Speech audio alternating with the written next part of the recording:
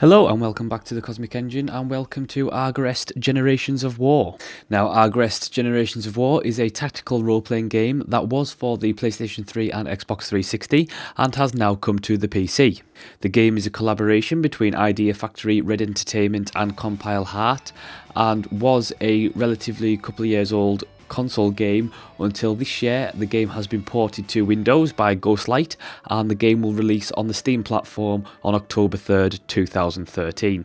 Now, I have always been a large fan of Japanese RPGs, mainly due to their fantastically created worlds, story and characters. Agarest is no different in this regard. The game's story starts, as many epic tales do, with a myth of legend. At the dawn of time, a terrible war raged between the forces of good and evil, ending in the destruction of the world of Agarest. After their victory, the gods of light unified the decaying bodies of the gods of darkness and created a new world, the new world of Agarest. Now the forces of darkness are awakening once again. Enter the fray your character Lionheart, who also is known to many as Golden Leo, a general of the Grimace army, and you start your adventure on the battle lines of the frontier, where your country begins its expansionist campaign. And of course, as these things go, Leo is not your average bear. He doesn't like his soldiers' cruel ways and goes out of his way to save a small elf girl, branding him a traitor, and so begins your epic quest with dark secrets, dungeons, plot twists, hilarious characters, and did I mention dating? That's right, Generations of War does exactly what it says on the tin, and it spans generations.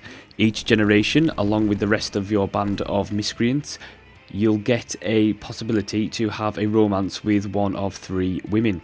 Depending on your actions and choices, each woman will grow to love or dislike you, and at a certain point you'll have the option to marry one of them. Depending on your affection rating with the character will affect the skills and abilities of your offspring has, and thus you enter the next generation. So let's get down to the core of the game, starting with what you can see on the screen, which is combat. Combat is great if you're a turn-based strategy fan. Agarest combat really reminds me a lot of Final Fantasy Tactics, but on speed. Each character in battle uses AP and SP. Action points are given at the start of each turn and used for combat and movement. You can also store up these over turns. SP, on the other hand, is accumulated by defeating enemies and getting hit, and is required for some of the most powerful special abilities. As you can see, the battlefield is a gridded area, and as you would expect, moving to each square uses action points. So planning your strategy and turns is key. You do not want to move and have no action points left to attack. Each character also has arts, where you basically use a combination of abilities, and you unlock these abilities by experimenting with ability chains. For example, if you use the double edge and power attack in one turn, this turns into a more powerful art, which I believe is combo hit or something like that. I forget the name. Where combat really gets interesting is in its chained abilities using a mechanic called Extended Area. Now, Extended Area is a linked area set for both your party and your enemies. Each character in the game has a uniquely shaped extended area. During a character's turn, all other characters in that extended area of the character in play, which means and the characters in extended area of those characters.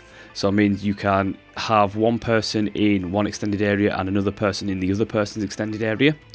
You can combine into an extended attack. This allows you to chain your party's attacks together, allowing you to access more art and huge combos. And it also means that although it is turn-based, based on agility and based on speed of the character, so that you could have one person going that time, then the enemy going, it actually means that sometimes you can use a character to attack before it's their given turn. Selecting your party and choosing the right characters for a battle is also key, and you also get to use a variety of formations leading into battle. So using a formation depending on the enemies you're facing, the people you have in your party, and obviously the terrain is also crucial to your key winning strategy.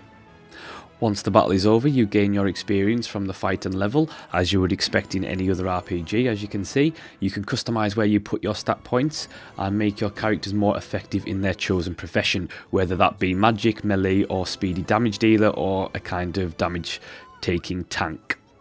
Leading on from combat is the equipment system, which again is something the game does really well. Not only do you have an array of loot to plunder when you defeat enemies and find chests in dungeon locations, but you also have access to a blacksmith in each town.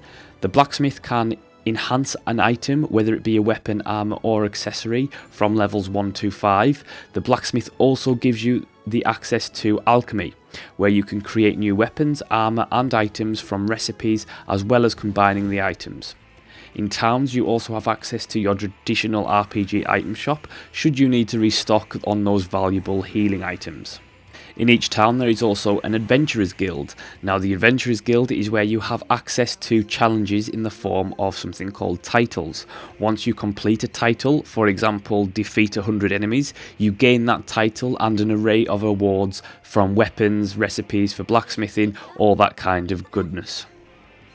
The game's story itself is really interesting and diverse, although a little slow to get going at the start. Let's be clear here, this is Generations you have to play through, so it's one hell of a lengthy story we are talking about here, so don't expect to stroll into the game and complete it within 12 hours. This is going to set you back some time. The soundtrack, as is often the case with such titles, is absolutely wonderful. The fact some of the music was so disturbingly close to one of my all-time favourite Japanese RPGs, Tales of Vesperia, it was fantastic and it's a massive plus to the game. I really enjoy the soundtrack. I think it sounds fantastic. The story cutscenes are in the form of your traditional anime characters on either side of the screen with scrolling text. The game itself is voiced in Japanese, but with an improved American translation subtitles.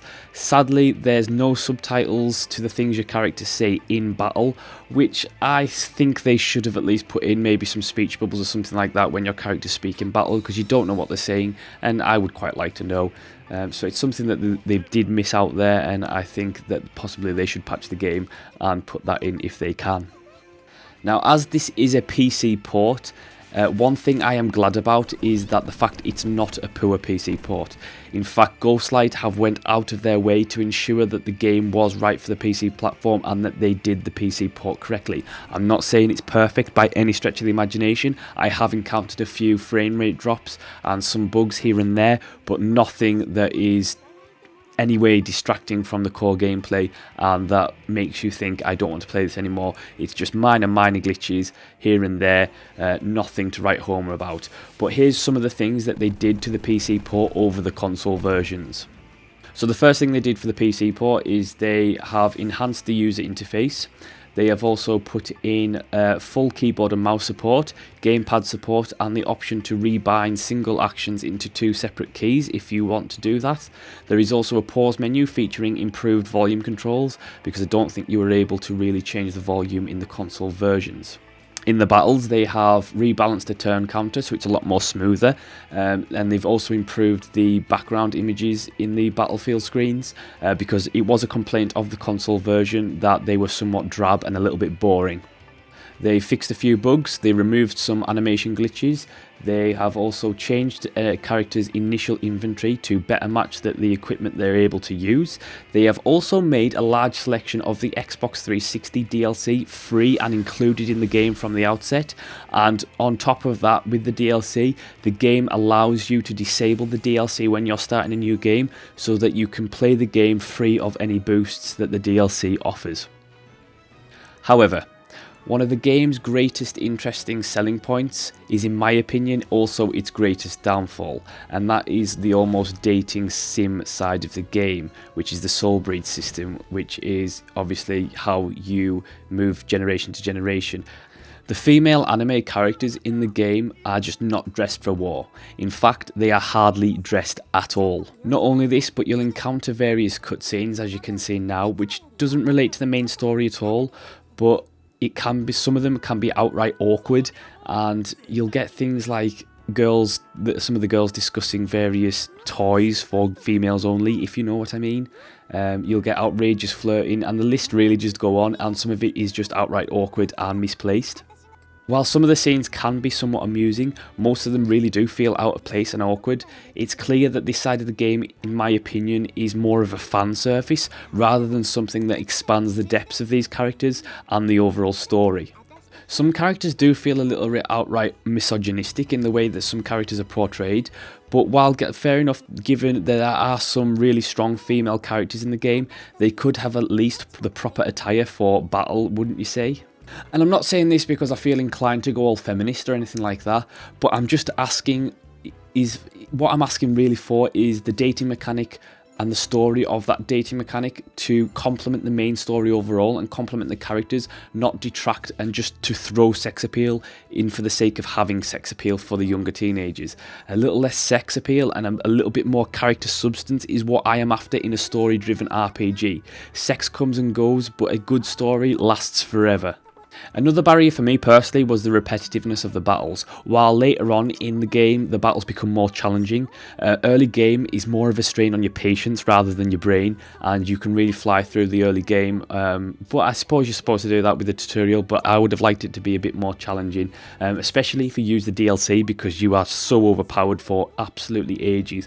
I mean, literally when I first played with the DLC, in this particular video I'm using the DLC, and I'm about 6 hours into the game at this point on this particular playthrough, and I'm literally still overpowered 6 hours in, and I'm still overpowered. It's unreal. The core gameplay, however, is really strong. Fans of Japanese RPGs, fans of strategy RPGs, fans of tactical RPGs will really get a dig out of the depth of the combat here, and boy, there is plenty of depth and there's plenty of combat. So it's definitely one to keep your eye out for if you do like that particular kind of thing. Oh, here we go, more fan service, no doubt. But in my honest opinion, even with the awkward sex appeal thrown in, the game is really worth picking up. There are seamless hours of content and story to go through, and the generation system adds real replayability to the whole thing. For £14.99, or that's around $19.99 in the US, $19.99 in the US, you'll definitely get your money's worth here, as long as you stick with the story, really get your teeth into the combat, and you know, give it a good try. I reckon you play a minimum of around 6 to 12 hours to really start to get into the story. And that's it for this. Check out the link in the description below to see it on Steam, and I'll see you next time.